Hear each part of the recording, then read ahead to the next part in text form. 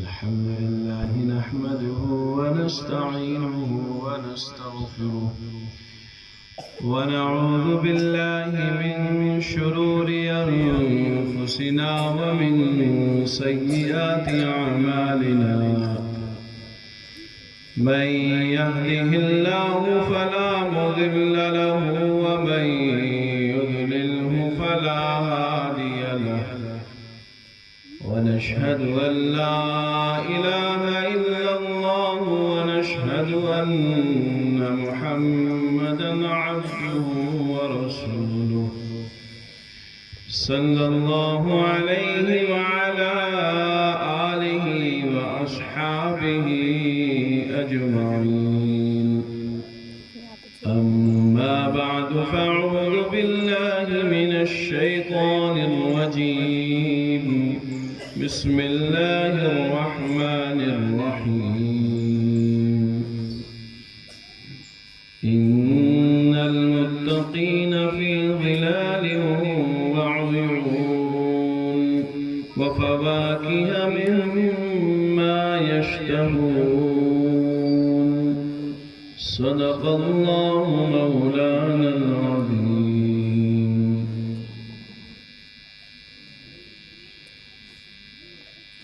میرے محترم بزرگوں اور دوستوں عزیز ساتھیوں،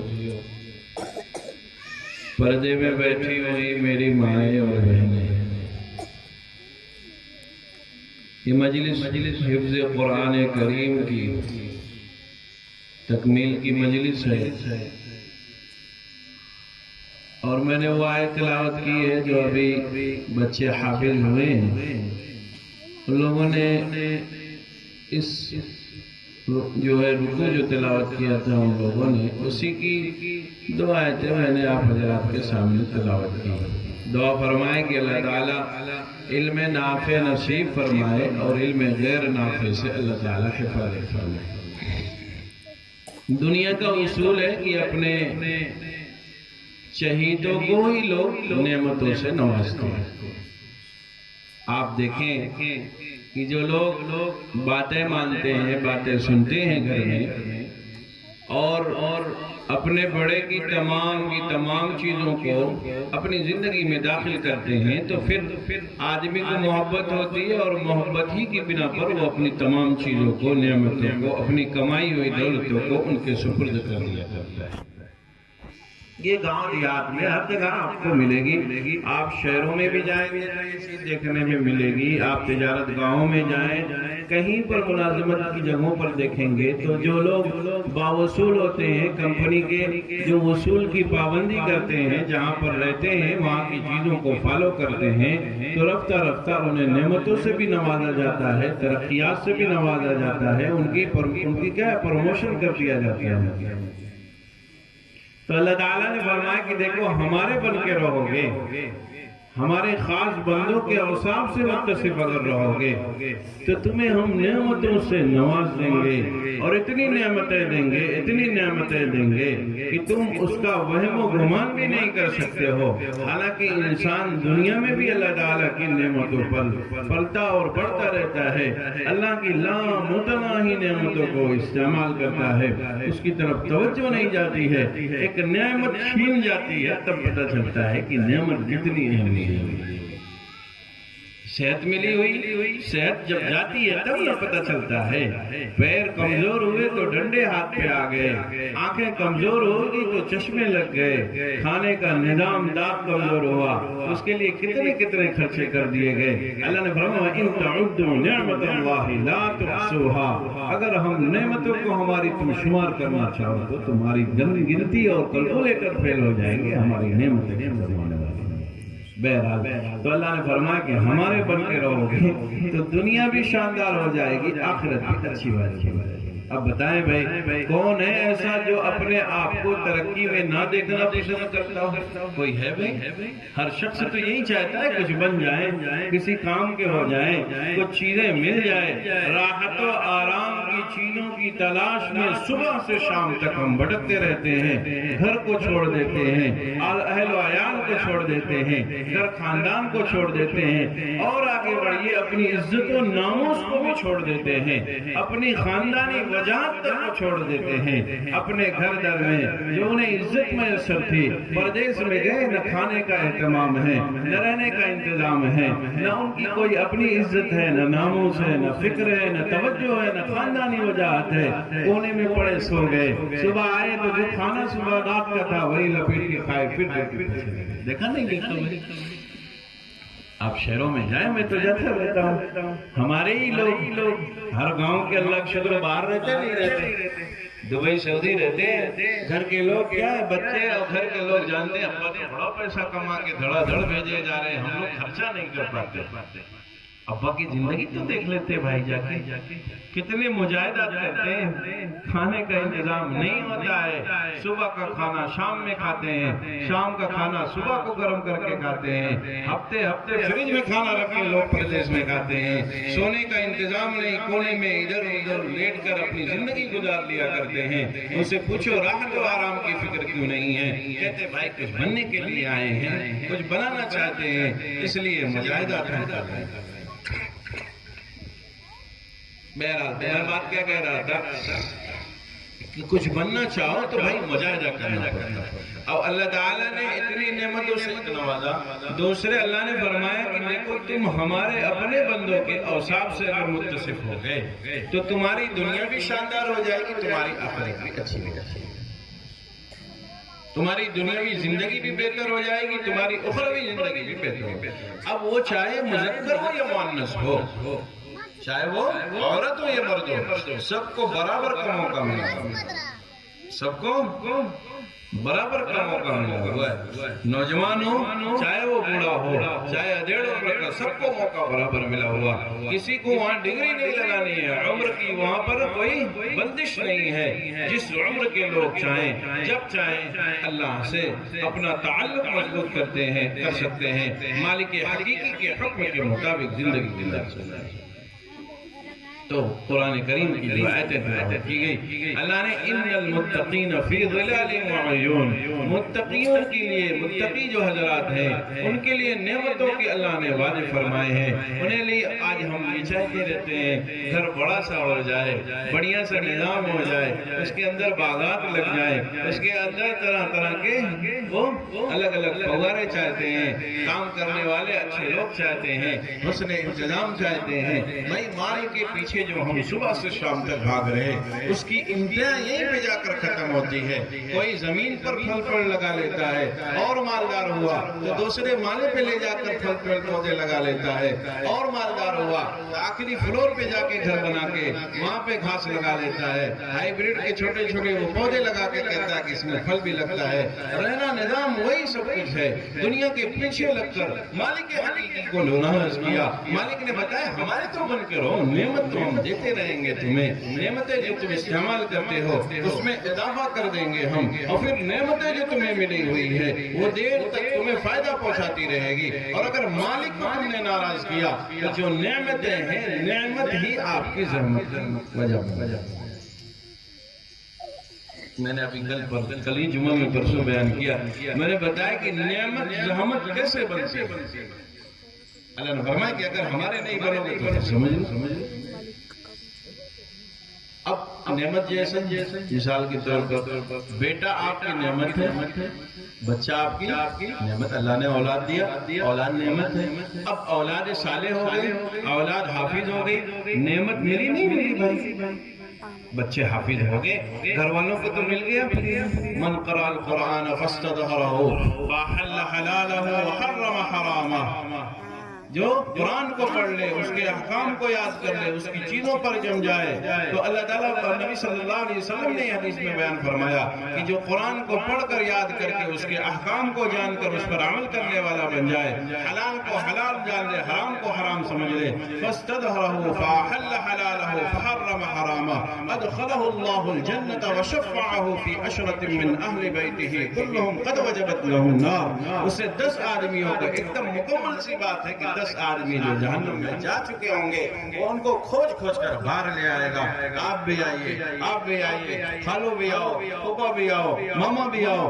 10 آدمی کو تو ایک دم مکمل سند کے ساتھ وہ باہر لے آئے گا. بتاؤ بھائی اولاد صالح ہوئی نعمت ہے نہیں ہے؟ 10 آدمیوں کو لے آیا نہیں لے آیا؟ وہی اولاد اگر آپ کی صالح نہ ہوئی تو اولاد کہاں پر لے جائے گی؟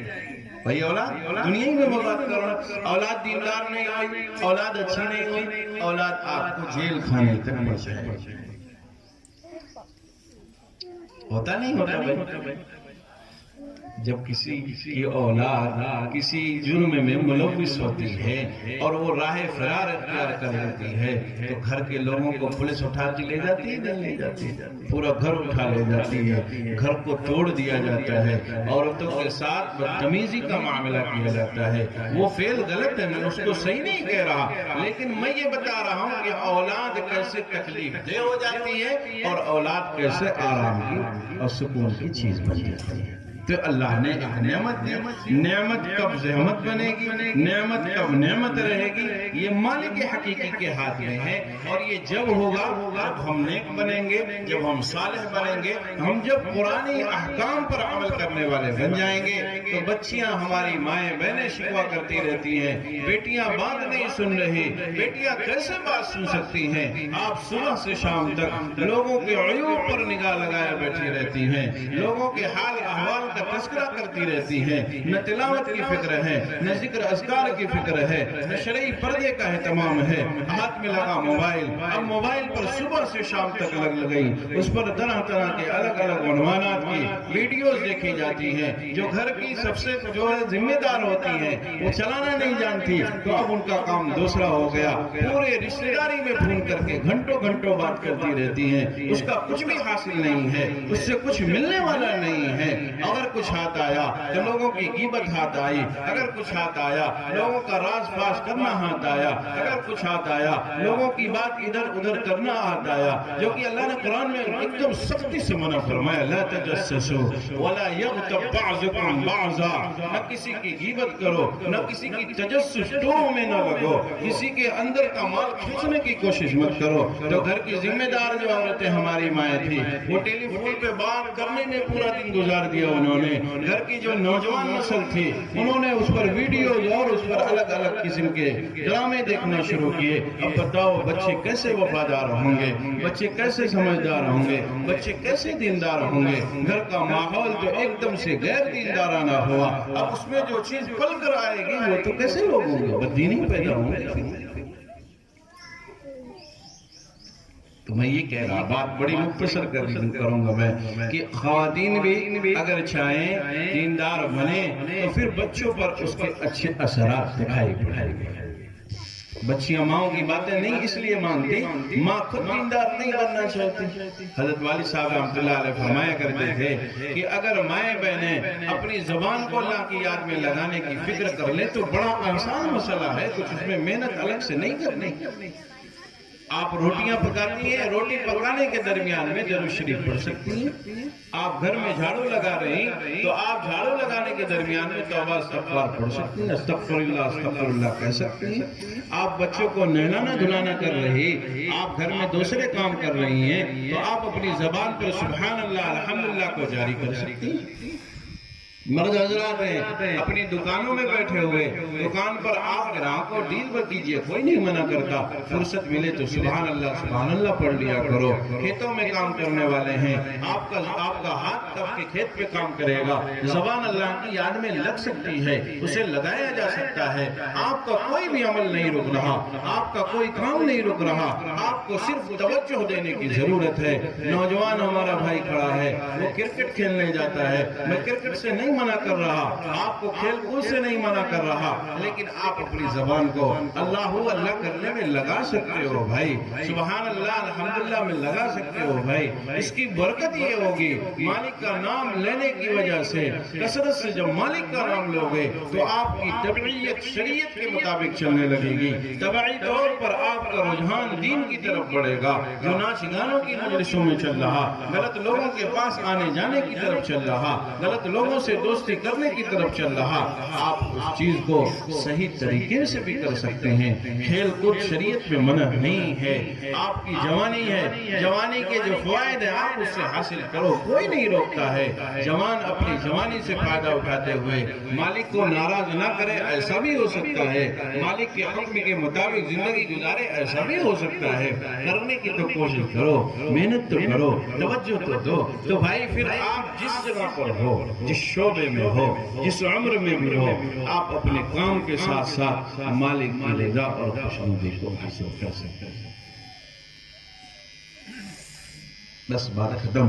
اللہ نے فرمایا ہمارے بن جاؤ تو سب کچھ تمہیں حاصل ہو جائے گا، ہمارے بن جاؤ تو سب نعمتیں تمہیں مل جائیں گی، ہمارے بن کے رہو تو ہماری تمام کے تمام نعمتیں تمہارے ارد گرد رہے گی، نعمت بن کر رہے گی، بچے وفادار ہوں گے، گھر کے لوگ اچھے رہیں گے۔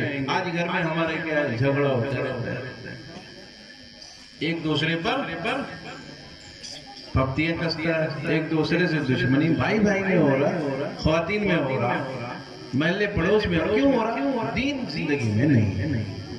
اگر اچھا دین صرف نماز پڑھ لینے کا نام نہیں، آپ یہ سمجھیں کہ نہیں نماز پڑھ لینا ہی دین نہیں، دین تمام شعبوں کو اچھے سے ادا کر لینے کا نام ہے۔ تمام شعبوں، دین آپ کو پڑوسی کے ساتھ رہنے کا بھی ڈھنگ سکھاتا ہے۔